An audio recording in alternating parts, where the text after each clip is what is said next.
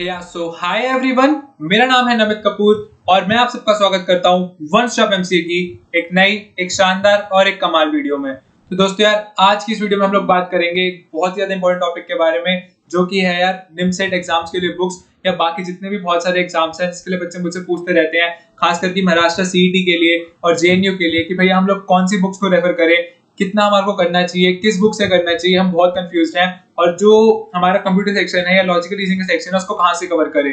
दोस्तों यार, आज की इस वीडियो में हम लोग बात करेंगे बिल्कुल बेस लेवल से कि यार जिनको बेसिक सीखना है, जिनको अभी मैथ्स इतने अच्छे से नहीं आती है, जिनको मैथ में डर लगता है, तो वो कैसे स्टार्ट करें। उसके बाद भैया प्रैक्टिस कहां से करें हम लोग ऑब्जेक्टिव क्वेश्चंस की, जो हमारे एंट्रेंस एग्जाम में पूछे जाते हैं। और उसके बाद भैया एक हायर लेवल की बुक पे कैसे जाएं, मतलब जैसे जिन बच्चों की तैयारी हो रखी है, जो लोग साथ साथ तैयारी कर रहे हैं, तो वो जो हायर लेवल की बुक है उसके बारे में बात करेंगे। साथ ही साथ हम लोग देखेंगे यार कि लॉजिकल रीजनिंग सेक्शन कहां से, कौन सी बुक से हम लोग बेस्ट कवर कर सकते हैं, कहां से हम लोग कंप्यूटर सेक्शन कवर कर सकते हैं और कहां से हम लोग इंग्लिश सेक्शन कवर कर सकते हैं। तो चलिए यार, पूरे जोश के साथ हम इस वीडियो को शुरू करते हैं। All the best everyone. सारे आज आपके जितने भी डाउट्स हैं बुक्स को लेके, एमसीए प्रिपरेशन से रिलेटेड, जो भी 2022 या 2023 ईयर के एस्पिरेंट्स हैं जो प्रिपेयर करना चाहते हैं, उन सबके जो सारे डाउट्स हैं वो आज इस वीडियो के साथ क्लियर हो जाएंगे। Right everyone.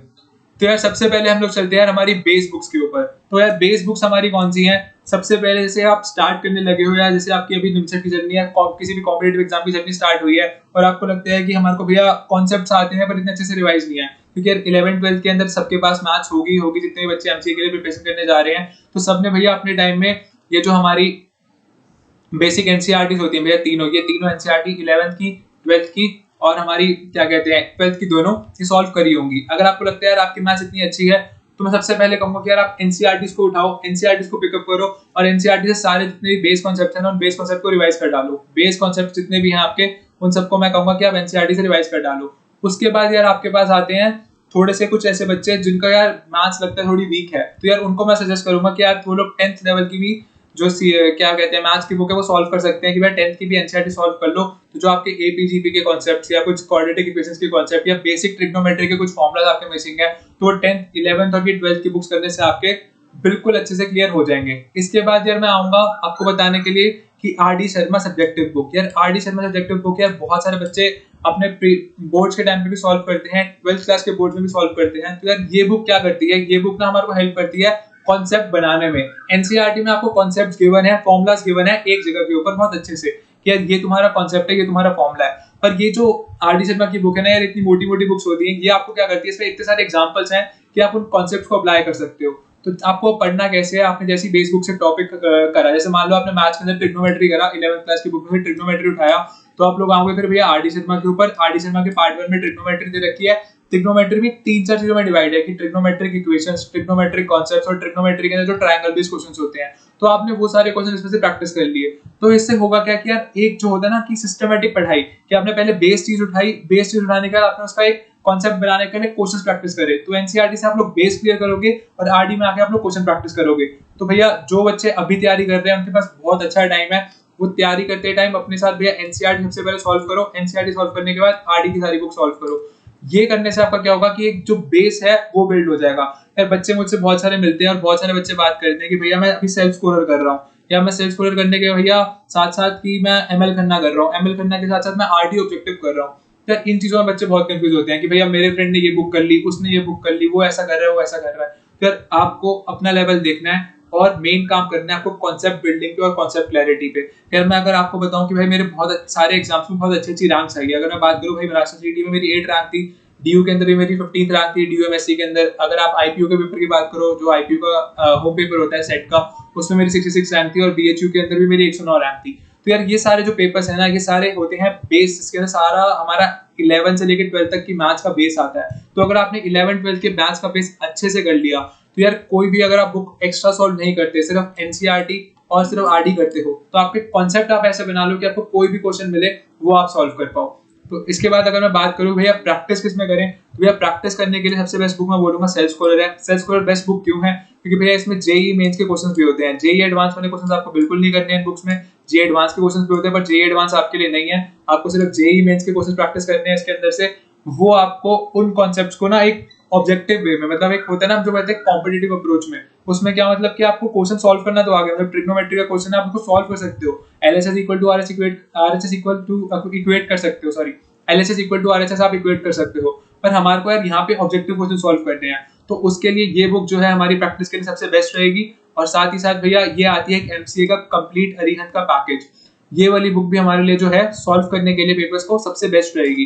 तो मेरा जो कहने का पॉइंट ये है कि यार यहाँ पे आप कोई भी एक बुक उठा लो, या तो एमसीए की एंट्रेंस ये वाली उठा लो, या फिर भैया एलएस उठा लो, या फिर एक एमएल खन्ना आती है वो उठा लो, पर आपका जो मेन ऑब्जेक्टिव होना चाहिए वो ये होना चाहिए कि आपके कॉन्सेप्ट इतने अच्छे से क्लियर हो कि आपको कोई भी बुक मिले, कोई भी क्वेश्चन उसका मिले तो आप लोग सॉल्व कर पाओ। ऐसा नहीं होना चाहिए कि भैया आपने सेल्स के सारे क्वेश्चन कर लिए पर आपने एमएल खन्ना उठाई तो आपसे क्वेश्चन नहीं बन रहे, क्योंकि यार बुक्स में क्वेश्चन अलग हो सकते हैं पर कॉन्सेप्ट जो बेसिक यूज हो रहे हैं वो सब में सेम है। अब जैसे यार मैं आपके साथ अभी की बात करूँ यार, जैसे कि अब आप लोग एमसीए करने आओगे तो एमसीए के अंदर सबसे ज्यादा भैया हम जो चीज करते हैं फर्स्ट ईयर या सेकंड ईयर के लिए भी, वो होती है कॉम्पिटिटिव प्रोग्रामिंग। मतलब सबने सुना होगा कि बहुत सारे कॉम्पिटिटिव प्रोग्रामिंग के कोर्सेज होते हैं, आप बीसीए कर रहे हो, बीएससी कर रहे हो, तो आप सबने कॉम्पिटिटिव प्रोग्रामिंग का नाम जरूर सुना होगा। तो एक प्लेटफॉर्म है गीक्स फॉर गिव्स, जीएफजी, एक है हैकर रैंक, एक है कोड शेफ, एक है इंटरव्यू बिट। तो सब में बहुत सारे क्वेश्चंस हैं। अब बच्चे पूछते हैं भैया कि हम लोग कौन सा प्लेटफॉर्म भैया यूज करें, या मेरे फ्रेंड्स में भी बहुत कंफ्यूजन रहती है कि कौन से प्लेटफॉर्म से हम लोग क्वेश्चन बनाएं, किस प्लेटफॉर्म के क्वेश्चन अच्छे हैं। भैया प्लेटफॉर्म पे सब में क्वेश्चन अलग अलग है, बात ये है मेन कि तुम्हें अपना बेस कॉन्सेप्ट इतना अच्छा कर लेना है कि यार तुम्हें किसी भी प्लेटफॉर्म का कोई भी क्वेश्चन मिले तो तुम उसको अच्छे से सॉल्व करके निकल रहे हो। तो सेम चीज अप्लाई होती है यहाँ पे, या तुम एररलेस करो, तुम आरडी शर्मा ऑब्जेक्टिव करो, तुम एमएल खन्ना करो, या तुम अरिहंत वाली बुक करो। मेन बात है कि तुम्हारे कॉन्सेप्ट इतने स्ट्रांग हो कि कोई भी बुक आ जाए, किसी भी बुक का कोई क्वेश्चन दे जाए तो तुम उस क्वेश्चन को बना पाओ। तो हमारे को जो काम करना है वो करना है भैया बेस बिल्ड करने पे। और बेस बिल्ड कैसे होगा भैया, एनसीईआरटी प्लस आरडी को फॉलो करने से। मतलब ये मेरी अप्रोच थी कि एनसीईआरटी यार ऐसी बुक है जो आपको हेल्प करती है एक ही काम को करने में। और उसके बाद मैं ये नहीं बोलूंगा कि यार तुम 3 बुक्स पे जाओ, ठीक है, ये तो हो गया बेस बुक तो सबको ही करनी है। उसके बाद कोई भी एक प्रैक्टिस बुक उठा लो। अगर मान लो आपने जैसे ये उठाई है, या फिर हमारे पास आरडी ऑब्जेक्टिव भी है नीचे, ठीक है, या फिर आपने आरडी ऑब्जेक्टिव उठाई है, ठीक है, तो यार आप इस बुक को ही 2-3 बार सॉल्व करो। 2-3 बार सॉल्व करने से क्या होता है, मान लो कि यार पहली बार आपने क्वेश्चंस लगाए, एक चैप्टर में मान लो 150 क्वेश्चन है ट्रिग्नोमेट्री के, आपने पहली बार सॉल्व करे, आपके सिर्फ 70 क्वेश्चन हुए। आपने दूसरी बार सेम बुक को सॉल्व करा, आपसे मान लो कि यार 70 से 90 क्वेश्चन बन गए। तीसरी बार सॉल्व करोगे तो हो सकता है भाई वो 90 क्वेश्चन से तुम्हारे 130-140 क्वेश्चन बन जाए, राइट। तो एक ही बुक को तुम जितना सॉल्व करोगे ना, तुम्हारे को उतनी क्लैरिटी मिलेगी, तुम्हारे को उसके क्वेश्चन समझ आएंगे, यार क्वेश्चन अच्छा ये क्वेश्चन ऐसे हो रहा है, दूसरे क्वेश्चन में इसको किस तरह से अप्लाई करो। तो ये हो जाती है कॉन्सेप्ट क्लैरिटी। तो 3-4 अलग अलग बुक को सॉल्व करने की बजाय ना एक ही बुक को 2-3 बार सॉल्व करो। जब आप एक ही बुक को 2-3 बार सॉल्व करते हो ना, तो आपकी उस पर ग्रिप बनती है, क्वेश्चन पे कमांड बनती है, क्वेश्चन की लैंग्वेज समझ आती है। मतलब एक होता है ना, कभी कभी हमारे को लैंग्वेज ही समझ नहीं आती है। मतलब मेरे साथ होता था और मैं देखता हूँ बहुत सारे बच्चों का ऐसा होता है कि खासकर कोऑर्डिनेट ज्योमेट्री के क्वेश्चंस में ना, जिसमें लोकस वाला पार्ट आता है या कोई सर्कल्स का क्वेश्चन आ गया, तो उसमें क्या होता है बच्चों को ना लैंग्वेज क्लियर नहीं होती। तो जब आप एक ही बुक को आप 2-3 बार सॉल्व कर लेते हो ना, तो आपको लैंग्वेज क्लियर होना शुरू हो जाता है। वैसे तो भैया जो मैं ये कहूंगा कि यार जो हमारी आरडी शर्मा है, ये जो भैया थोड़ी सी हायर लेवल की बुक है, आरडी शर्मा ऑब्जेक्टिव जो है ये हायर लेवल की बुक है, क्योंकि बच्चे से जेईई मेंस और जेईई एडवांस के लिए रेफर करते हैं। तो अभी के लिए जो बच्चे बिल्कुल बेस से तैयारी करना शुरू कर रहे हैं, सबसे पहले वो लोग एनसीईआरटी करेंगे।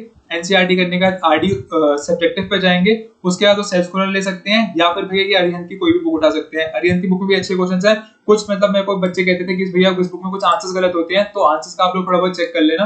बाकी सेल्फ स्कॉलर और अरिहंत दोनों बहुत बेस्ट बुक्स हैं, आप दोनों करना चाहो दोनों कर सकते हो। पर मैं ये सजेस्ट करूंगा कि एक बुक उठाओ तो उसको 2-3 बार सॉल्व करने के बाद अगर आपको टाइम बचे तो ही अलग बुक पे मूव करो। फिर हमारे पास एक ये बुक आती है अरिहंत के सॉल्व पेपर्स। अगर आपके पास सॉल्व पेपर्स ऑलरेडी अवेलेबल हैं, या फिर आप किसी कोचिंग का मटेरियल रेफर कर रहे हो, या फिर हमारे को वन स्टॉप एमसीए भी हम प्रोवाइड करेंगे आपको सैंपल पेपर्स और साथ में प्रीवियस ईयर पेपर्स को सॉल्व सॉल्यूशंस। तो अगर आपको खरीदनी है ये बुक अपने पास रेडी रेफरेंस के लिए, तो आप इसको रख सकते हो, क्योंकि इसमें टॉपिक वाइज आपको क्वेश्चंस मिल जाते हैं, निमसेट के भी, बीएचयू के भी, पुणे यूनिवर्सिटी मतलब हमारा महाराष्ट्र सिटी के भी, और जेएनयू के भी। तो अगर आपको ऐसा लगता है कि आपको एक ही रेडी रेफरेंस चाहिए तो आप ये बुक ले सकते हो। अगर आपको वैसा है तो आपको सारे पेपर्स, बहुत सारी वेबसाइट्स है उस पर मिल जाएंगे। बाकी हम वन स्टॉप की टीम भी आपको ट्राई करेगी कि प्रोवाइड कर दें। तो अगर आप ये सिस्टमैटिक अप्रोच लेके चलते हो मैथ्स में, कि सबसे पहले भैया बेस बुक लगाई हमने, फिर एक प्रैक्टिस बुक लगाई, कोई भी प्रैक्टिस बुक ले ली, सेल्फ स्कॉलर ले ली, ये वाली ले ली, या फिर भैया हमारी आरडी ऑब्जेक्टिव ले ली, कोई भी आपने अपने लेवल के हिसाब मतलब बुक लेनी। ये नहीं कि यार तुम बेस करके एकदम से आए और सीधा तुम हाई लेवल के क्वेश्चन करने लग जाओ, तुम जेईई एडवांस के क्वेश्चन करने लग जाओ। हमारे को हमारा लेवल समझना है। इस लेवल को समझने के लिए भैया सिस्टमैटिक स्टडी नाम की मैंने एक वीडियो बनाई थी, सिस्टमैटिक स्टडी। मैं उसके लिए आपको वीडियो के डिस्क्रिप्शन में लिंक प्रोवाइड कर दूंगा, उस वीडियो को जरूर देखना कि कौन से टॉपिक्स इस बुक में से कितने कवर करने हैं और कौन से टॉपिक को कितना कवर करना है। साथ ही साथ अभी मैं एक रोड मैप वाली वीडियो लेके आ रहा हूँ 2022-2023 के रोड मैप वाली, उसमें भी आपको क्लैरिटी मिलेगी कि किस तरह से कौन से टॉपिक को आपको कितना टाइम देना है और कैसे कैसे उसे करना है। तो अगर आप इस तरह से यार अपनी अप्रोच बनाते हो ना, तो ये अप्रोच आपको बहुत हेल्प करेगी आगे जाके पेपर सॉल्व करने में। और जैसा कि मैंने कहा था कि भैया अगर आपने निमसेट की तैयारी कर ली है ना, तो निमसेट की तैयारी करते ही करते आपके साथ साथ निमसेट के साथ साथ आपकी महाराष्ट्र सीईटी की तैयारी हो जाती है। क्यों? क्योंकि भैया जो निमसेट का पेपर है उसके 50% लेवल का पेपर होता है महाराष्ट्र सीईटी का, और भैया 20% लेवल 25% लेवल का पेपर होता है तुम्हारा बीएचयू का। तो भैया जो बीएचयू की तैयारी करना चाह रहे हैं या जो महाराष्ट्र सीईटी की तैयारी करना चाह रहे हैं भैया, अगर वो निमसेट की पढ़ाई कर लेते हैं तो भैया उनका बीएचयू और महाराष्ट्र सीईटी पक्का पक्का गारंटी के साथ निकलेगा, क्योंकि महाराष्ट्र सीईटी का पेपर 50% लेवल का है और जो बीएचयू का पेपर है वो 25% लेवल का होता है। तो ये आपकी अप्रोच होगी मैथ सेक्शन के लिए। अब हम लोग बढ़ते हैं भैया नेक्स्ट इंपॉर्टेंट चीज के ऊपर जो हमारी आती है कि भैया हमारे को लॉजिकल रीजनिंग के लिए क्या करना है। तो लॉजिकल रीजनिंग के लिए यार सबसे पहले तो मैं बोलूंगा प्रीवियस ईयर पेपर्स भैया बाप है। अगर आपको लॉजिकल रीजनिंग करनी है तो प्रीवियस ईयर पेपर्स जो है ना आपको बहुत ज्यादा हेल्प करेंगे, क्योंकि यार प्रीवियस ईयर पेपर से क्या होता है ना, आपको एक क्लैरिटी मिल जाती है कि किस तरह से कितने क्वेश्चन पूछे जा रहे हैं। ऐसे उसमें कॉन्ट के क्वेश्चन कुछ ज्यादा आ रहे थे पहले के सालों में, पजल क्वेश्चन ज्यादा आ रहे थे, तो आपको एक बुक से ज्यादा रेफरेंस जो होगी वो आपको प्रीवियस ईयर पेपर्स देंगे कि आपको किस तरह से अपनी लॉजिकल रीजनिंग की अप्रोच बनानी है। और जैसे कि मैं पहले ही बोल चुका हूँ यार, जो लॉजिकल रीजनिंग निमसेट की है ना वो प्योरली मैथमेटिकल बेस्ड है, मेंटल मैथ्स बेस्ड है। कुछ बच्चे क्या करते हैं भैया एसएससी वाली तैयारी करनी शुरू कर देते हैं, एक एसएससी की बुक आती है भैया, एसएससी की बुक उठा के उससे करने शुरू कर देते हैं। उसको भी आप कर सकते हो, पर यार वो थोड़ी सी टफर साइड पे हो जाती है। यहाँ पे भैया नॉन वर्बल रीजनिंग आती है जो कि मोस्टली मेंटल लेवल बेस्ड होती है। इसमें प्रॉफिट एंड लॉस की कुछ क्वेश्चन तो भाई परम्यूटेशन कॉम्बिनेशन के भी आते हैं, कुछ मतलब ट्रिग्नोमेट्री तो नहीं, कुछ ट्रायंगल सॉल्व वाले क्वेश्चंस, कुछ क्लॉक पजल्स, कुछ ब्लड रिलेशंस। तो ये सारी नॉन वर्बल रीजनिंग का जो पार्ट है ना हमारा, वो वाला इसमें कवर्ड होता है। तो आप किसके लिए यार अगर चाहो तो ये वाली बुक रेफर कर सकते हो। बाकी प्रीवियस ईयर पेपर्स और मैथ्स आपकी जो है आपको निमसेट के लेवल की लॉजिकल रीजनिंग बनाने में बहुत अच्छे से हेल्प करेगी। अगर आपने इतना भी कर लिया तो आप लॉजिकल रीजनिंग बहुत अच्छे से बना लोगे। और इवन अगर आप महाराष्ट्र सीईटी की बात करो तो भैया आप 20 अराउंड क्वेश्चन तो बड़े प्यार से महाराष्ट्र सीईटी में कर लोगे, और 25 से लेके 30 क्वेश्चन आप चाहोगे तो आपके निमसेट में भी हो जाएंगे बेस तैयारी से, सिर्फ बेस तैयारी से।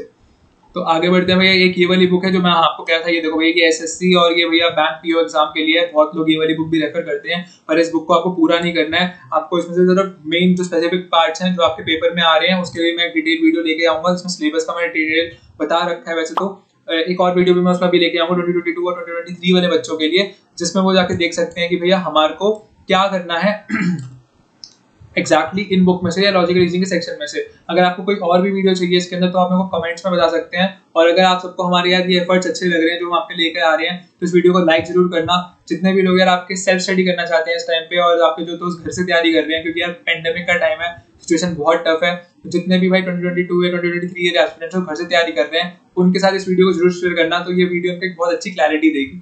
तो वैसे तो यार ये वाली बुक सफिशिएंट है, पर किसी किसी को लगता है कि यार हमारे को ज्यादा प्रैक्टिस करनी है, कुछ करना है, तो वो ये कर सकता है। बाकी भाई ऊपर वाली बुक जो थी वो सफिशिएंट है, राइट। फिर भैया आती है कंप्यूटर सीरीज। भैया कंप्यूटर सेक्शन के लिए हम लोग क्या करें? भैया कंप्यूटर सेक्शन के लिए बच्चे बहुत परेशान रहते हैं सीएस के अंदर, हम लोग क्या करें?